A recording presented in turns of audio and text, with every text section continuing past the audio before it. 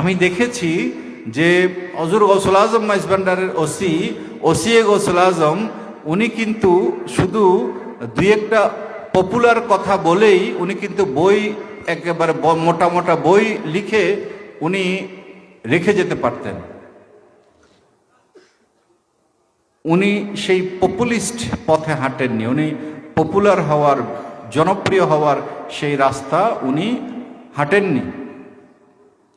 বরঞ্চ আপনারা জানেন ঔষধ কিন্তু তিতা হয়, আপনাকে ঔষধ খেতে হলে একটু তিতা সহ্য করতে হবে। সারাক্ষণ শুধু মিষ্টি যদি আপনি চান আপনার কিন্তু ডায়াবেটিস ক্ষতি হয়ে যাবে। তো ওসি গৌসুল আজমও অত্যন্ত চাঁচাছোলাভাবে, স্পষ্টভাবে ইসলামের যে নীতিমালাগুলো আমাদেরকে পরস্পরের সাথে বেঁধে রাখবে এবং একসাথে সমস্ত মানব জাতিকে, শুধু উম্মাকে নয়, মানব জাতিকে বেঁধে রেখে সমস্ত মানব জাতিকে সামনের দিকে সফলভাবে অগ্রসর হবে, সেই ইসলামী দিক নির্দেশনাগুলো উনি বেলায়েতে মুতলাকায় এনেছেন। এই দিক নির্দেশনাটায় এতটাই আমাদের জন্য, আমরা আসলে ওই যে বললাম বিচারকের জায়গা থেকে বা আমাদের যথোপযুক্ত জায়গা থেকে যে আমরা সরে গেছি, এই কথাগুলো আমরা বুঝতেই পারছি না, এই কথাগুলো আমরা বুঝতেই পারছি না, এটা বোঝানো কষ্টকর হয়ে গেছে। এবং ফলশ্রুতিতে আমরা দেখেছি একটি অত্যন্ত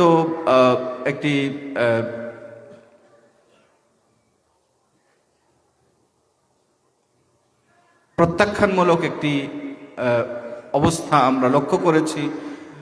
কিন্তু আমরা দেখেছি, আনন্দের সাথে দেখেছি, যখনই আমরা এর একটি ব্যাখ্যা বিশ্লেষণ, আমরা এর কোন দৃষ্টিকোণ থেকে বেলায়েত মুতলাককে দেখলে বুঝতে পারা যাবে, এটির ব্যাপারে যখন একটি পুস্তক আমরা যখন প্রকাশ করেছি, কিছু পয়েন্ট আমরা দেখিয়ে দেওয়ার চেষ্টা করেছি, তখন আমরা দেখেছি যে এই দৃষ্টিভঙ্গি কিন্তু প্রত্যাখ্যানমূলক দৃষ্টিভঙ্গি আলহামদুলিল্লাহ পরিবর্তন হয়ে গেছে। অনেকেই বুঝতে পারছেন বিষয়টা, কানেক্ট করতে পারছেন, কারণ কানেক্ট করতে হবে। তো এইখানে একটা ডট আছে, এখানে একটা ডট আছে, এইখানে একটা ডট আছে, তাহলে এই সবগুলো ডট কানেক্ট করতে হবে। অর্থাৎ ইলেকট্রিকের তার দেখেছেন, দুইটা তার যদি কানেক্ট করা না হয় তাহলে কিন্তু আলো জ্বলবে না। এখন যেহেতু আমাদের শিক্ষা ব্যবস্থা বলেন, আমাদের সমাজ ব্যবস্থা বলেন, আমরা অনেক ইসলামের যে মূল শিক্ষা থেকে আমরা দূরে সরেছি কনফিডেন্সের সাথে আমি বলছি, এই জন্যেই যে মুসলিম উম্মার ওভারঅল যে কন্ডিশন, যে অবস্থা, এটি হচ্ছে আমাদের জন্যে, কি বলবো, এটি হচ্ছে আমাদের জন্যে পরিচয়, যে আমরা আসলে ইসলাম থেকে মুসলিমরা যে উপকার পাওয়ার কথা ছিল, উচিত ছিল, সেই উপকার পেতে ব্যর্থ হয়েছে। না হলে তো মুসলিম উম্মার এই দশা হওয়ার কথা না। ওই জন্য কনফিডেন্স থেকে আমি বলছি যে আমরা সরে এসেছি বলেই বেলায়েতে মুতলাকার যে ইসলাম থেকে হুজুর গৌসুল আজম, এটি ওসি গৌসুল আজম উনি উনি দেখেছেন, উনি এই বিশ্লেষণটা উনি এনেছেন হুজুর গৌসুল আজম মাইজভান্ডারের নির্দেশনা থেকে। তো এটি যতই অপ্রিয় হোক, সত্য কথা উনি বলেছেন, সত্য কথা লিখেছেন।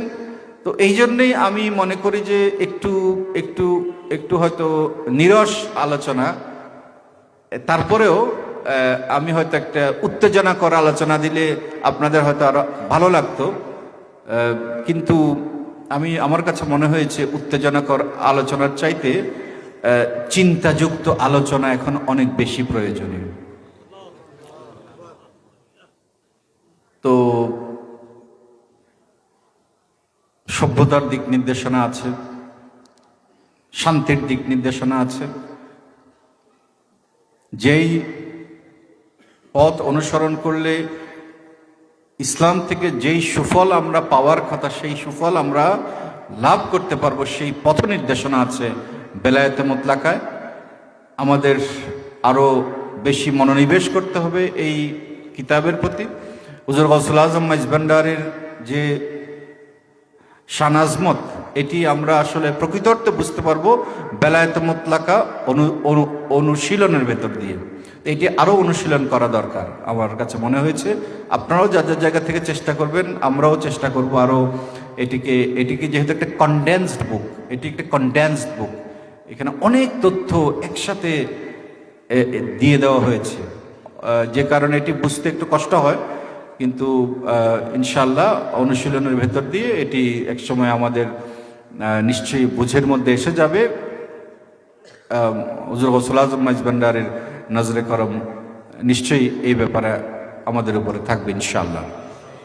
এটি কেন করব? এটি আমরা করব আমাদের শুধুমাত্র উরস মুবারক করা, হাজির হওয়া ওরসের দিনে, এবং এটি কিন্তু এর মধ্যে হুজুর গৌসুল আজম মাইজভান্ডারী আমাদের দায়িত্ব সীমাবদ্ধ করে দেননি। বেলায়েত মুতলাকা থেকে আমরা বুঝতে পারি যে হুজুর গৌসুল আজম মাইজভান্ডারী একটি বিশ্বজনীন, একটি ইসলামের যে বিশ্বজনীন দৃষ্টিভঙ্গি, সেই দৃষ্টিভঙ্গি সঠিকভাবে যাতে আমরা প্রয়োগ করতে পারি তার জন্য তাগিদ দিয়েছেন। অর্থাৎ আমরা শুধু নিজেদের জন্য চিন্তা করলে হবে না, আমাদের সমাজের জন্য এবং বিশ্বজনীন একটি দৃষ্টিভঙ্গি নিয়ে আমাদের ভাবতে হবে। তো যেই রত্ন আমাদেরকে দিয়ে গেছেন, সেই রত্নের যাতে আমরা কদর করতে পারি, সেই রত্নকে যাতে আমরা ঠিক মতে আমরা যাতে উপস্থাপন করতে পারি, তার জন্য একটি প্রস্তুতির দরকার আছে। তো আমরা সেই প্রস্তুতির দিকে ইনশাআল্লাহ মনোনিবেশ করব আশা করি, এবং সামনের সময়গুলোতে আমরা সেই দিকে নিজেদেরকে খেয়ালে রেখে কাজ করব, কর্মসূচি সেভাবেই দেব। আমার মনে হয়েছে যে ইসলামের যে বৈশ্বিক যে আমাদের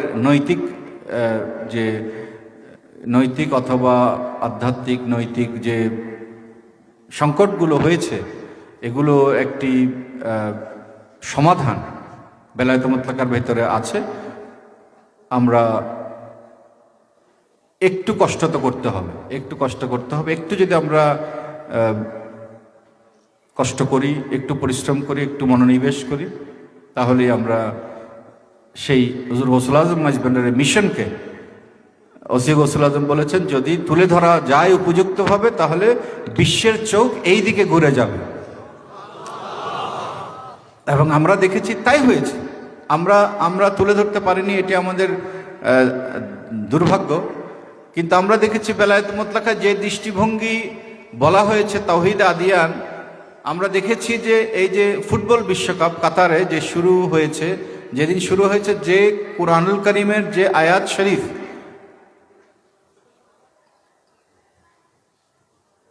পাঠ করা হয়েছে, সেটি হচ্ছে তাওহীদ আদিয়ানেরই একটি তাওহীদ আদিয়ান, সেই আয়াত শরীফের অনুকূলেই। অর্থাৎ বিশ্ববাসী এখন বুঝতে পারছে যে আসলে আমাদের ভিন্নভাবে দেখার ব্যাপার আছে। আমরা যেভাবে দেখে এসেছি সেইভাবে আসলে না দেখে একটু অন্যভাবে দেখার প্রয়োজন আছে। আমাদের দেখার মধ্যে ঘাটতি আছে। ওই যে বলে না, পেঁচারও নয়নে আছে, একটা গান বলে না, দিনে দেখে না, নয়ন থাকলেই তো আসলে দেখে না, নয়ন থাকলেই তো দেখে না, চোখ থাকলেই দেখে না, দেখতে হবে। তা আমরা দেখতে ভুলে গেছি। এটা আমরা না, শুধু উম্মারই এই অবস্থা হয়ে গেছে। তো বেলায়েত মুতলাকা আমাদেরকে সেই চোখ ফেরত দিতে চায়, আমাদের সেটি গ্রহণ করতে হবে।